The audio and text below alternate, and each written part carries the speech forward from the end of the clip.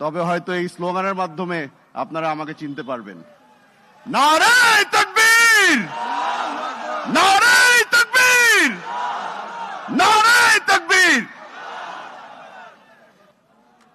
বিসমিল্লাহির রহমানির রহিম। সকাল থেকে এখানে আছি। শুরুতেই 2024 সালের আন্দোলনের সৈনিকদের প্রতি সম্মান জানিয়ে শুরু করছি। সকাল থেকে স্লোগান শুনছি, আপনাদের সাথে আমার পরিচয় নেই, তবে হয়তো এই স্লোগানের মাধ্যমে আপনারা আমাকে চিনতে পারবেন। নারায়ে তাকবীর, নারায়ে তাকবীর, নারায়ে তাকবীর। গত 16 বছর ধরে এরকম প্রোগ্রামে আসার অনেক চেষ্টা ছিল, আসতে পারিনি। গত বছর এই অনুষ্ঠানেই আমরা যখন সিদ্ধান্ত নেই আয়োজন করব, লুকিয়ে লুকিয়ে প্রোগ্রাম করতে হয়েছে। আপনারা জানেন 16 বছর ধরে আমরা বারবার করে একটা কথা শুনে আসছি, গুম, খুন আর মামলা শেখ হাসিনার প্রিয় জিনিস। আমার পরিবারের, আমার বাবা খুনের শিকার, আমি নিজে গুমের শিকার, আমার মা মামলার শিকার।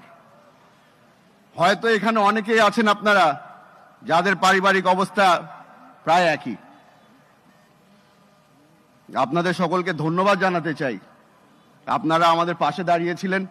আমার মতো যেই পরিবারগুলার প্রায় ধ্বংস হয়ে যাওয়ার পর্যায়ে চলে এসেছিল, আপনারা সাহায্য করেছেন, পাশে দাঁড়িয়েছেন, আশ্রয় দিয়েছেন। আপনাদের কারণে আজকে আমরা এই মঞ্চে দাঁড়াতে পেরেছি। হয়তো আপনাদের সামনে যে কথাটা বলতে যাচ্ছি আপনারা অনেকবার শুনেছেন, স্বজন হারানোর ব্যথা আমার থেকে বেশি আর কে বোঝে। শেখ হাসিনার প্রিয় ডায়লগ সপ্তাহে 2 বার করে শুনতে হতো, নাটকের চোখের পানি দেখতে হতো।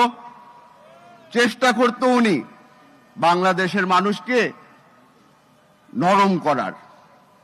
তবে আমরা এই নাটক অনেকবার দেখেছি, চিনে ফেলেছি তাকে।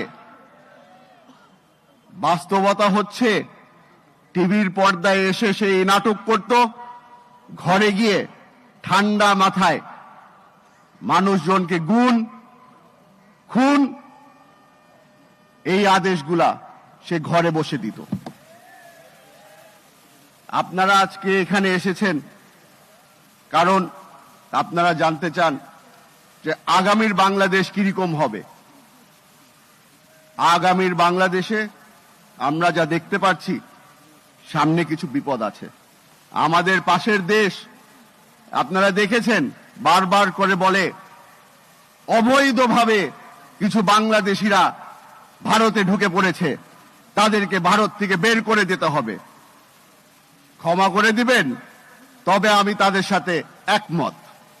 অবৈধভাবে আওয়ামী লীগের নেতারা বর্তমানে ভারতে আছে, তাদেরকে তাড়াতাড়ি বের করে দিলেই ভালো। আমরাও চাই তারা বাংলাদেশে ফিরে আসুক।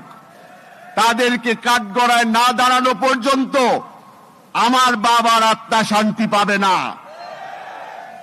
আপনাদের থেকে বেশি সময় নিব না, খালি এতটুকু বলে যাচ্ছি, আমাদের দলের পক্ষ থেকে, আমাদের ভারপ্রাপ্ত চেয়ারম্যান তারেক রহমান সাহেবের পক্ষ থেকে, বেগম খালেদা জিয়ার পক্ষ থেকে আপনাদের সকলকে ধন্যবাদ এবং আসসালামু আলাইকুম।